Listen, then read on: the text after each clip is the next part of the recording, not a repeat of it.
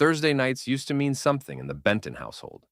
Pizza, Netflix, and Marta curled up against my shoulder, complaining about her creative director job at T-Bold Advertising, while I pretended to understand the difference between brand synergy and market penetration.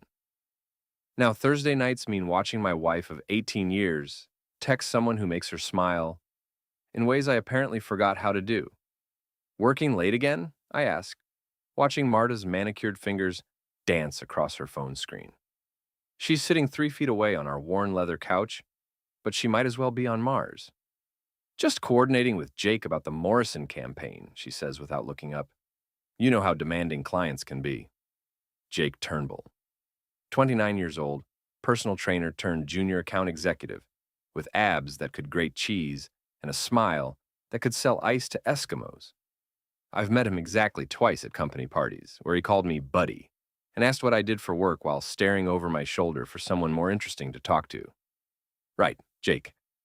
I take a long sip of my beer, a local IPA that tastes like disappointment and hops. Funny how client demands always seem to come up around dinner time. Marta finally glances up, her green eyes flashing with irritation. What's that supposed to mean, Alex? Nothing. Just an observation. I gesture at her phone, which has buzzed 3 times during our 5-minute conversation. Popular night for work emergencies. She sets the phone face down on the coffee table with more force than necessary. I'm sorry if my career inconveniences you. Some of us can't just coast through life fixing computers and collecting a steady paycheck. There it is, the contempt she's been swallowing for months, finally bubbling to the surface. I'm 42 years old, a senior IT analyst for a mid-sized insurance company. And according to my wife, I'm coasting. Never mind that my coasting pays for half the mortgage on our 3-bedroom colonial, or that my steady paycheck covered Ross's law school tuition and Amelia's sophomore year expenses. You're right, I say, standing up and grabbing my empty bottle. I'll let you get back to your very important work emergency. I head to the kitchen, where the dishes from dinner sit unwashed in the sink. Marta made salmon, her specialty, but barely touched her own plate. Too busy texting Jake about brand synergy, apparently. I start loading the dishwasher, a chore that somehow became exclusively mine. Around the same time Jake started working at T-Bold. Through the kitchen window, I can see our neighbor Dave Gerwitz in his backyard, grilling something that smells infinitely better than the tension in my house. Dave works in IT security for a local bank, and we've bonded over the unique frustrations of being the guys everyone calls when their computer stops working but nobody invites to the interesting meetings. My phone buzzes. A text from Ross. Hey Dad, can you call me this weekend? Want to talk about something? At least one of my kids still talks to me. Amelia's been distant since starting college, and I can't blame her. Who wants to come home to parents who can barely stand to be in the same room? I finish with the dishes and head upstairs, where I can hear Marta talking quietly on the phone in our bedroom. The door's closed, which is new. We used to have an open-door policy about phone calls, back when we trusted each other with the mundane details of our lives. I pause outside the door, hating myself for eavesdropping, but unable to walk away. Can't keep doing this, Marta is saying, her voice soft and intimate, in a way she hasn't spoken to me in months. He's getting suspicious. My stomach drops like I've been punched. I press my ear closer to the door. I know, but we have to be more careful. Maybe we should cool it for a while. A pause. Then a laugh, breathy, almost girlish. You're terrible. No, I can't. He's right downstairs. I back away from the door like it's on fire, my hands shaking. 18 years of marriage, 2 kids, a mortgage, shared dreams of retirement in Florida. All of it crumbling because my wife finds Jake's company more appealing than mine. I retreat to the guest bathroom and splash cold water on my face, staring at my reflection in the mirror. Thinning brown hair, crow's feet, a slight paunch from too many beers and not enough exercise. When did I become the kind of man a woman like Marta would want to cheat on? The smart thing would be to confront her. Ask direct questions, demand honest answers, maybe suggest marriage counseling. That's what a mature, rational adult would do. But I've never been accused of being particularly mature or rational. What I am is methodical, patient, and very good at solving problems that other people create. I head to my home office, a converted bedroom that Marta calls Alex's cave, and fire up my laptop. If my wife wants to play games, she's picked the wrong opponent. I might not have Jake's abs or his charm, but I have something he doesn't. 20 years of experience in information systems and a very particular set of skills when it comes to digital surveillance. Time to find out exactly what kind of work emergency requires so much after-hours coordination. Friday morning arrives with the kind of artificial cheerfulness that makes you want to crawl back under the covers. Marta hums while making coffee, her mood inexplicably improved from last night's tension. She's wearing a new blouse, red silk that probably costs more than my monthly car payment, and she's applied makeup with the kind of precision usually reserved for special occasions. You look nice, I say, because 18 years of marriage has taught me that noticing your wife's appearance is always the safe play. Thank you. She gives me a smile that doesn't quite reach her eyes. Big presentation today. The Morrison people are coming in. With Jake? Among others, yes. She pours coffee into her travel mug, the expensive one Ross gave her last Christmas, and checks her reflection in the toaster. I might be late tonight. You know how these client dinners go. I know exactly how they go, apparently. No problem. I'll grab something with Dave. This is a lie. Dave and I haven't made dinner plans, but I need an excuse to be out of the house while I conduct my own investigation. Marta's been sloppy lately, leaving her laptop open, forgetting to clear her browser history. For someone in advertising, she's remarkably bad at covering her tracks. After she leaves, with another distracted kiss on my cheek, I call in sick to work. It's not entirely false. Discovering your wife's affair does feel like a physical illness, complete with nausea and cold sweats. I start with her laptop, which she left charging on the kitchen counter. Marta's never been particularly security conscious, and her password is still Ross 2001, the year our son was born. The browser history tells an interesting story. Searches for discreet hotels downtown, how to delete text messages permanently, and most damning, signs your husband suspects you're cheating. Apparently, I'm not as subtle as I thought. Her email is more carefully managed, but I find what I'm looking for in the deleted folder, a confirmation for a reservation at the Riverside Inn, downtown's most expensive hotel. Room for two, booked for tonight under the name M. Turnbull. M. Turnbull. She's not even trying to be creative. I screenshot everything, save it to a secure folder, and clear my own browsing history. If Marta wants to play spy games, I'll show her how it's done properly. My phone rings. Dave Gerwitz. Alex, you sound terrible. Food poisoning? Something like that. Listen, Dave, hypothetically speaking, if someone wanted to track a person's movements without breaking any laws, what would you recommend? A pause. Dave's been married for 25 years to his high school sweetheart, but he's not naive about the ways relationships can go wrong. Hypothetically, I'd suggest starting with publicly available information. Social media posts, credit card statements, phone bills. Amazing what people leave lying around when they think no one's paying attention. And if someone wanted to, say, document certain activities for potential future use, hypothetically, I'd remind that person that recording someone without their consent is illegal in most circumstances. But taking photographs in public spaces? That's just journalism. Dave's a good friend. I spend the rest of the morning playing detective.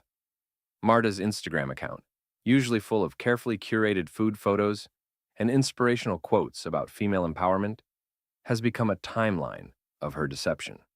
Pictures from girls' lunches that show Jake's reflection in restaurant windows. Check-ins at coffee shops during times when she claimed to be in client meetings. A photo from last week's team building exercise, where Jake's hand is clearly resting on her lower back. The evidence is damning, but I need more. I need the smoking gun that will make denial impossible.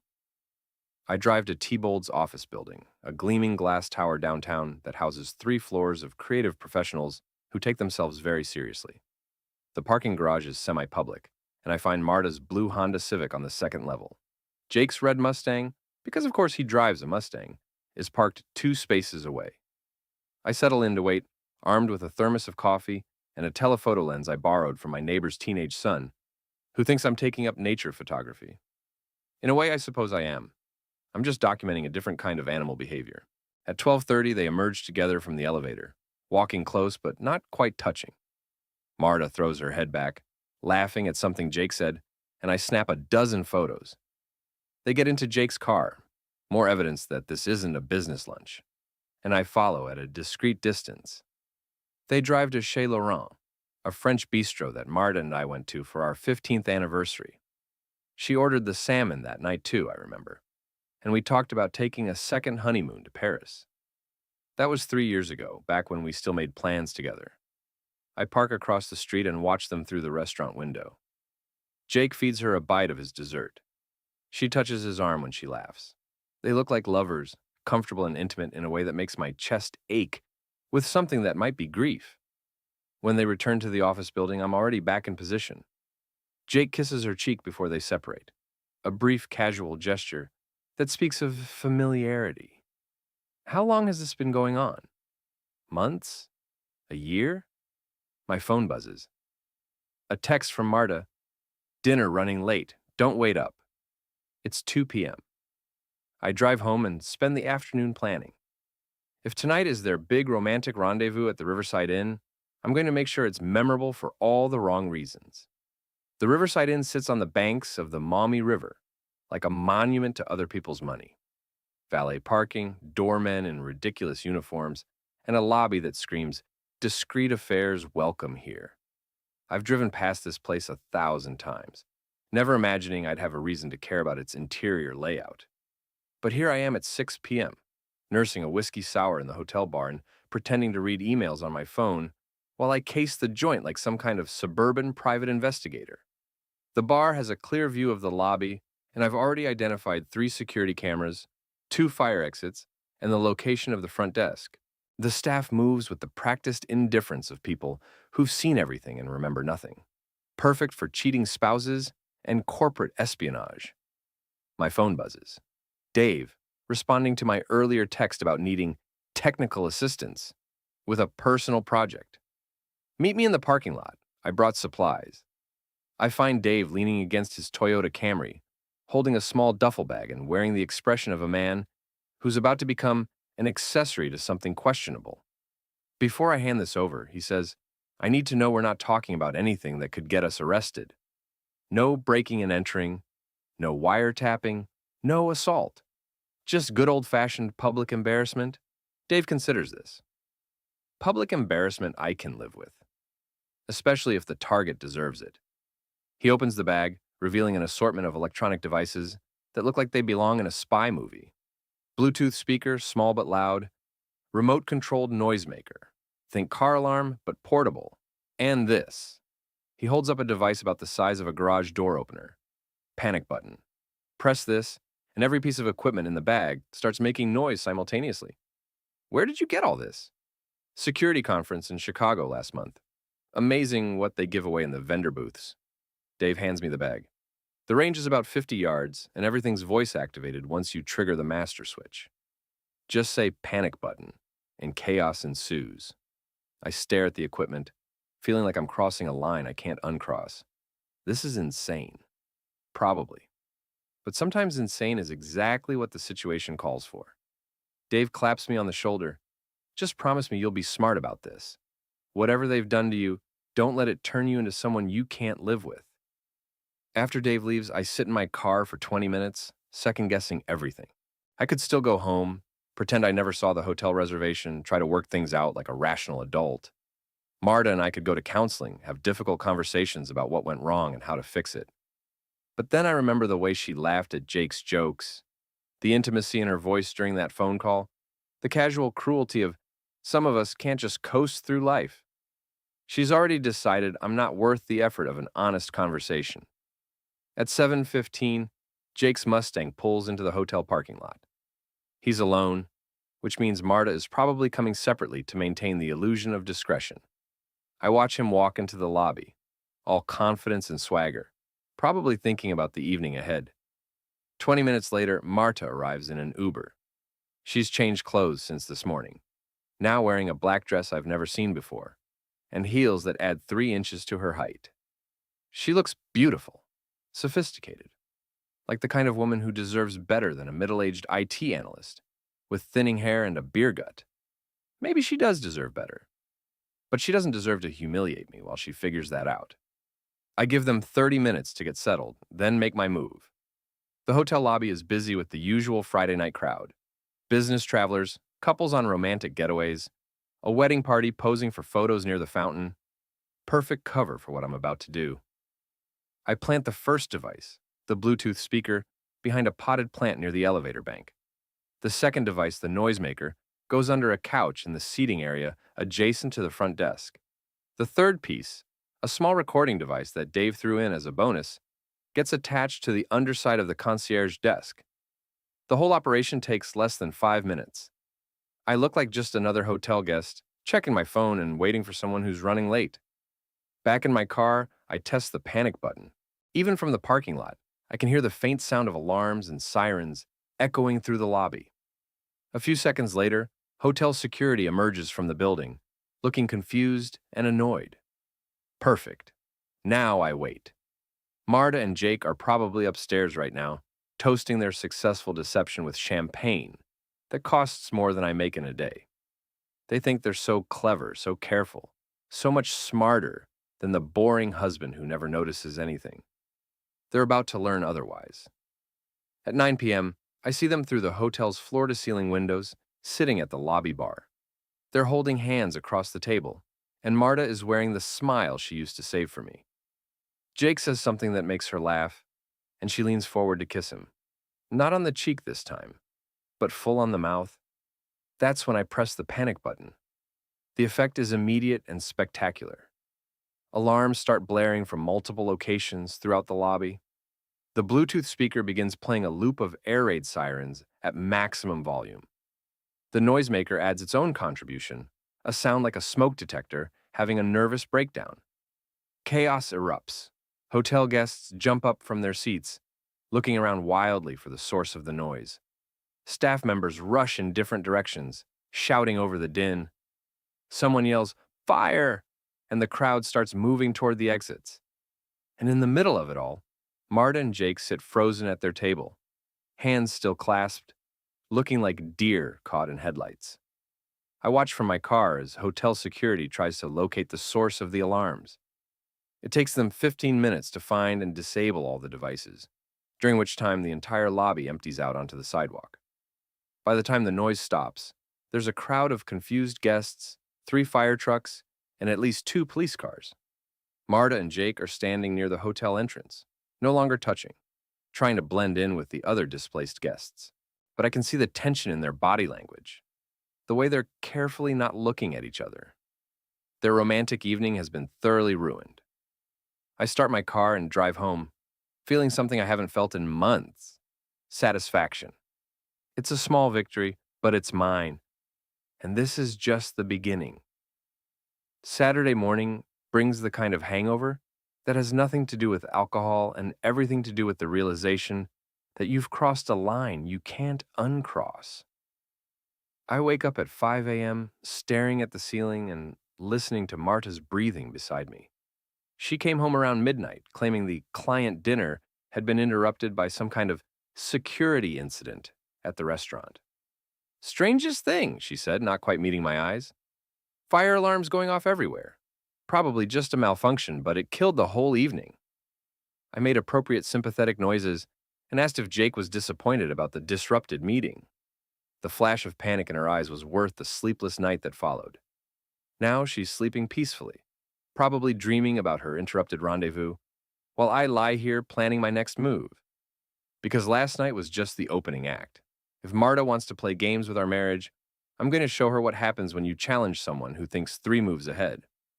I slip out of bed and head to my office, where I've been building a comprehensive file on my wife's affair. Photos, hotel receipts, credit card statements, social media posts. Everything carefully organized and backed up to multiple secure locations. It's the kind of documentation that would make a divorce attorney weep with joy. But divorce is the nuclear option, and I'm not ready to destroy everything we've built together. Not yet.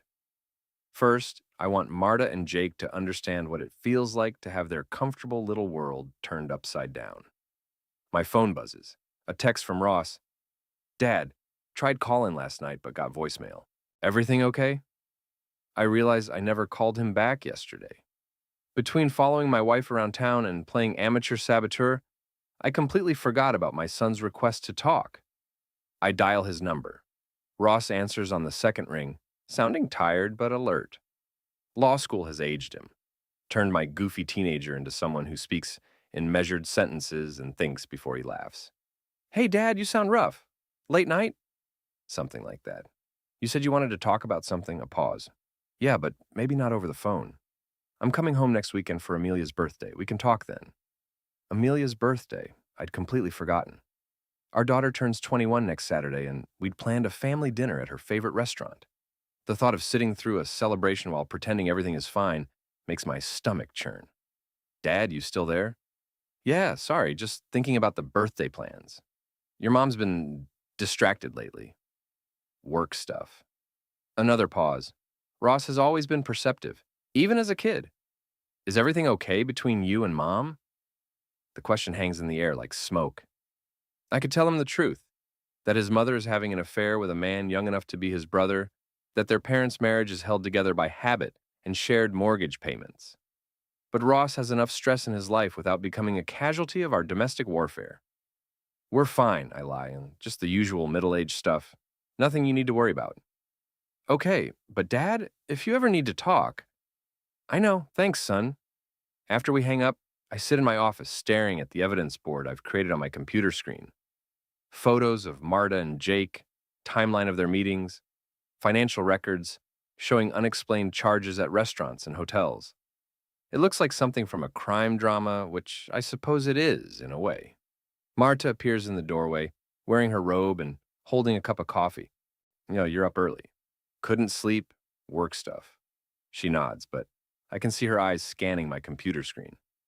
I've minimized the affair documentation, but there are still browser tabs open to hotel websites and private investigation services. Planning a vacation, she asks, and there's something careful in her tone. Maybe. Thought we could use a getaway, just the two of us. I turn to face her, studying her expression. When was the last time we went somewhere together? Just us? I don't remember. She takes a sip of coffee, buying time. Work's been so crazy lately. Maybe after the Morrison campaign wraps up? Right, the Morrison campaign. How's that going, by the way? You and Jake seem to be putting in a lot of extra hours. The coffee cup freezes halfway to her lips. It's a big account. Everyone's working hard. I'm sure they are. I stand up, moving closer to her. I was thinking about stopping by your office sometime. Maybe take you to lunch, meet some of your colleagues properly. I feel like I barely know the people you spend so much time with. That's sweet, Alex. But you know how busy things get during the day. Maybe it's better if we keep work and home separate. Like you've been doing with your evening meetings? The question slips out before I can stop it, sharper than I intended. Marta's eyes widen, and I can see her mental gears turning, trying to figure out how much I know. What's that supposed to mean? Nothing? Just that you've been working a lot of nights lately. I miss spending time with you. She relaxes slightly, apparently, deciding I'm just being clingy rather than suspicious. I miss it too. But this campaign is really important for my career. You understand, right? Of course. Your career has always been important to you. I let the words hang there, loaded with double meaning. Marta finishes her coffee and announces she's going shopping with her friend Serena, Jake's sister-in-law, I've recently learned, which explains how the affair probably started. Another piece of the puzzle falling into place. After she leaves, I call Dave. How did last night go? He asks without preamble. Better than expected, but I need to escalate. Alex, maybe you should slow down. Think about what you're really trying to accomplish here. I'm trying to save my marriage. By sabotaging your wife? The question stops me cold. Is that what I'm doing? Sabotaging my own marriage in the name of saving it? She's the one who sabotaged it, I say finally. I'm just making sure she understands the consequences. Dave sighs. Okay, but promise me you'll be careful. And if this starts feeling like it's getting out of hand, you'll step back. I promise. Another lie, because I'm already in too deep to step back now. Marta and Jake think they can humiliate me, treat me like some kind of oblivious fool who will never figure out what's happening in his own marriage. They're about to learn how wrong they are. Monday arrives with the kind of crisp autumn air that makes you think about fresh starts and new beginnings. Unfortunately, I'm more interested in endings. Specifically, ending my wife's affair in the most spectacularly humiliating way possible. I've spent the weekend refining my plan. Phase 1 was the hotel incident, a warning shot across the bow. Phase 2 involves Jake's workplace, a fitness center called Elite Bodies, where he teaches personal training sessions when he's not busy destroying marriages. I arrive at Elite Bodies at 6 a.m., when the parking lot is full of overachievers trying to get their workout in before work. The gym is all glass and chrome, with motivational posters featuring impossibly fit people doing things that would put me in traction for a month. Jake's red Mustang is parked near the front entrance because of course it is. I've done my research. He teaches a morning boot camp class that starts at 6:30, followed by private sessions until noon. Plenty of time for what I have planned. I'm wearing workout clothes and carrying a gym bag, blending in with the other early morning fitness enthusiasts. Inside the bag are some of Dave's leftover toys from Friday night's operation, plus a few new additions I picked up over the weekend. The gym's locker room is exactly what you'd expect. All testosterone and competing masculinities, with men of various ages trying to prove they're still relevant. I find an empty locker and start changing clothes, listening to the conversations around me. Jake's class is brutal, but you see results. Heard he's dating someone from his other job. Lucky bastard, she's gorgeous. So Jake's been bragging about his conquest. That makes what I'm about to do feel less like revenge and more like public service. I plant the first device, a small Bluetooth speaker, inside Jake's gym bag while he's leading his boot camp class. The second device, a motion-activated alarm, goes into his locker. The third surprise is more personal, a printout of one of the photos I took of him and Marta at the restaurant, with a note written in block letters, "Your wife called, she knows." Jake doesn't have a wife, but panic makes people stupid. I'm back in my car by 7:15, watching through the gym's floor-to-ceiling windows as Jake finishes his class. He looks confident, energetic, like a man who has everything going his way. That's about to change. At 7:30, Jake heads to the locker room to shower and change. I wait 5 minutes, then activate the devices. The effect is immediate and beautiful. Alarms start blaring from inside the building. Through the windows, I can see gym members looking around in confusion as the fire alarm system kicks in. The sprinkler system activates, soaking everyone in the vicinity. Jake emerges from the building 3 minutes later, soaking wet and wearing nothing but a towel, clutching his gym bag and looking around wildly. Other gym members are evacuating in various states of undress, but Jake looks particularly panicked. He's probably found my note by now. I drive away as the fire trucks arrive, feeling that same satisfaction I felt Friday night. But this time, it's mixed with something else, a growing awareness that I'm enjoying this more than I should. My phone rings. Marta. Alex, where are you? On my way to work. Why?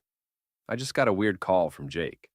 Something about a fire at his gym, and he sounded really upset, almost paranoid. That's strange. Maybe the stress of the Morrison campaign is getting to him. Maybe, but she doesn't sound convinced. He asked if I thought anyone might be watching him, following him. Why would anyone be following Jake? I don't know, but he seemed genuinely scared. Good. Fear is the beginning of wisdom, and Jake has been operating without wisdom for far too long. I'm sure it's nothing, I tell Marta. Probably just shaken up from the fire. That kind of thing can be traumatic. After we hang up, I drive to work feeling lighter than I have in weeks.